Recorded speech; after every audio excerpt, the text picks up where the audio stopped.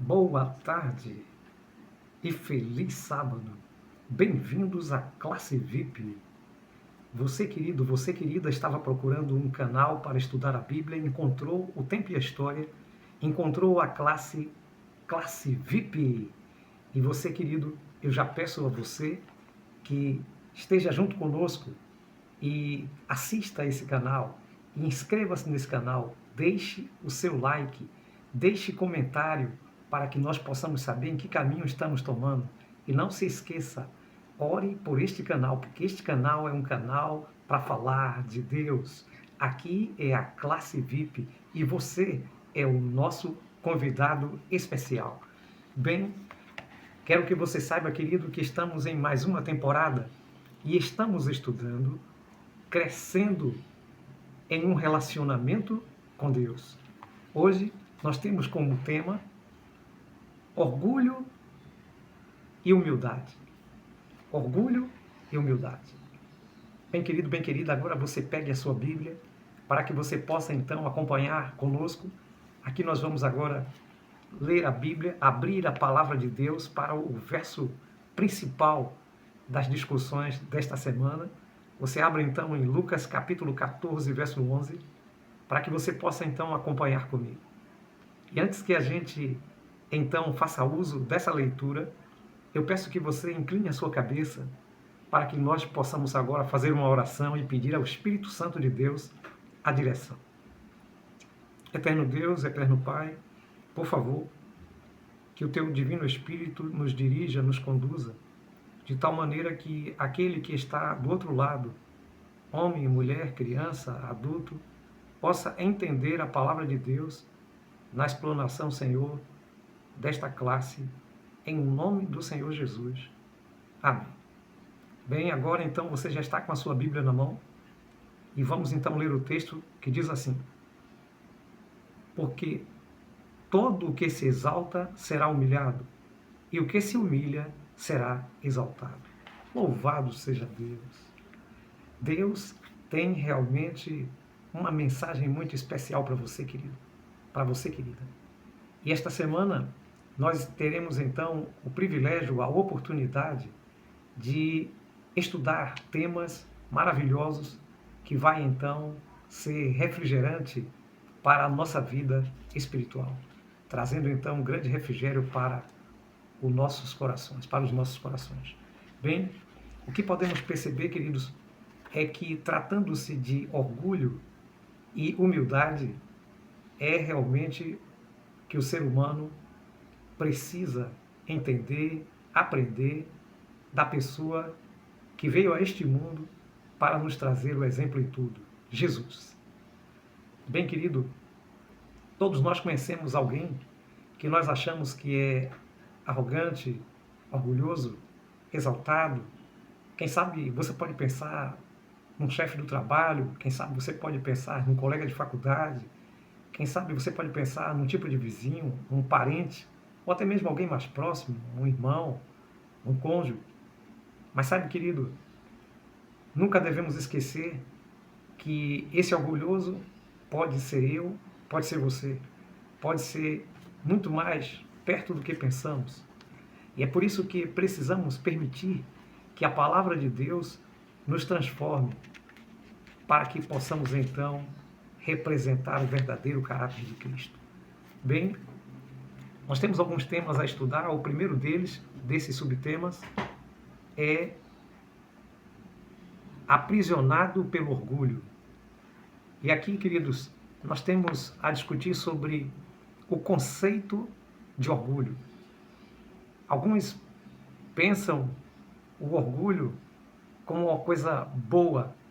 Eu tenho orgulho de ser brasileiro. Eu tenho orgulho de ser baiano, de ser nordestino. Sabe, queridos, talvez devemos trocar essa palavra orgulho por outra coisa. Porque orgulho é sinônimo de exaltação, arrogância, alguém que tem um caráter negativo.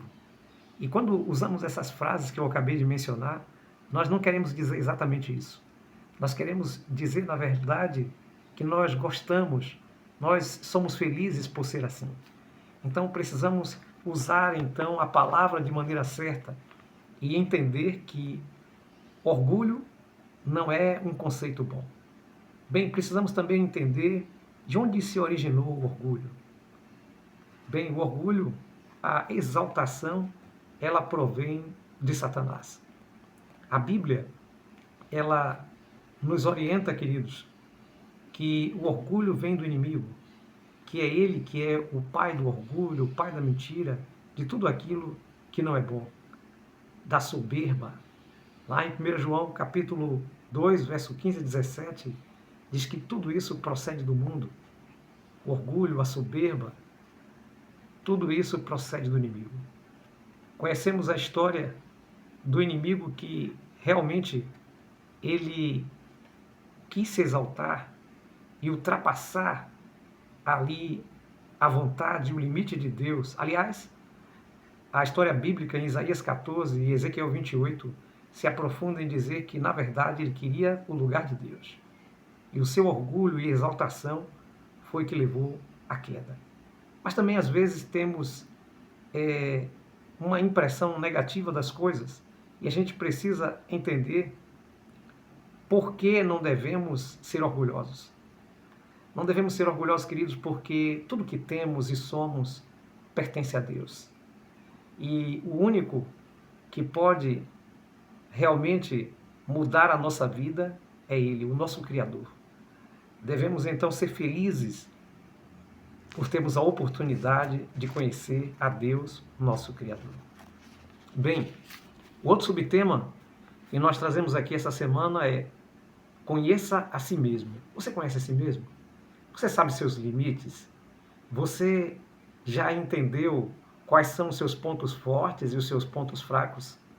Bom, isso é muito importante.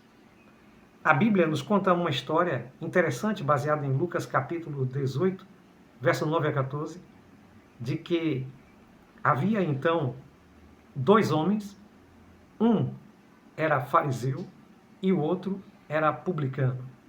Quem que era o fariseu? O fariseu era então um adepto, um religioso do judaísmo, de uma seita farisaísmo, que era muito comprometido com o zelo da lei. E eles acreditavam em algumas coisas bem mais complexas e eram muito exigentes, muito extremistas. Por outro lado, a Bíblia fala de um publicano. Quem era um publicano? O publicano era um cobrador de imposto. Embora fosse também judeu, ele trabalhava para o Império Romano, tirando então dinheiro que equivalia a mais ou menos 30% ou 20% do orçamento das pessoas para entregar ao Império Romano. Bem, aí estavam duas pessoas completamente diferentes. Um totalmente nacionalista e extremamente religioso. Outro não tão religioso assim e nem tão nacionalista assim, mas que visava o seu bem-estar próprio em detrimento do seu próprio povo. Bem, aí temos duas categorias diferentes. Mas precisamos entender que ali havia também, fora da aparência que nos leva ao contexto, ali havia também dois homens com sentimentos opostos. O primeiro entrou para orar e começou a falar de si para si mesmo, o fariseu, dizendo que ele não era igual ao publicano, meretrizes, ou pecadores, mas que ele jejuava, que ele dava dízimo e que ele fazia tudo de bom. E depois então saiu do templo. E agora o publicano ali ajoelhava, olhava para baixo e nem sequer tinha coragem de olhar para cima e dizia: tenha compaixão de mim, pecador. Bem, ambos fizeram suas orações e saíram. E Jesus perguntou aos seus discípulos: qual deles foi justificado? E os discípulos não sabiam dizer a resposta. Por quê? Porque estava na cabeça com o contexto, sabendo que o publicano era tudo aquilo que era objeto de ódio de toda a nação. Do outro lado, o fariseu, que era então, na realidade, entre aspas, o orgulho de toda a nação. E era isso mesmo, queridos. Um foi exaltado e outro foi humilhado. Mas Jesus disse a resposta para os discípulos. Jesus disse que quem saiu justificado foi aquele que fez a oração da humildade, que se reconheceu pecador. Sabe, querido, sabe, querida, precisamos perceber que nada somos. Há também uma outra parábola em que Jesus diz que quando formos convidados para um determinado lugar, não assumir os primeiros lugares, mas sentar mais ao fundo e esperar que o dono da recepção nos chame para mais próximo. Assim estaremos sendo honrados. O contrário também é verdadeiro.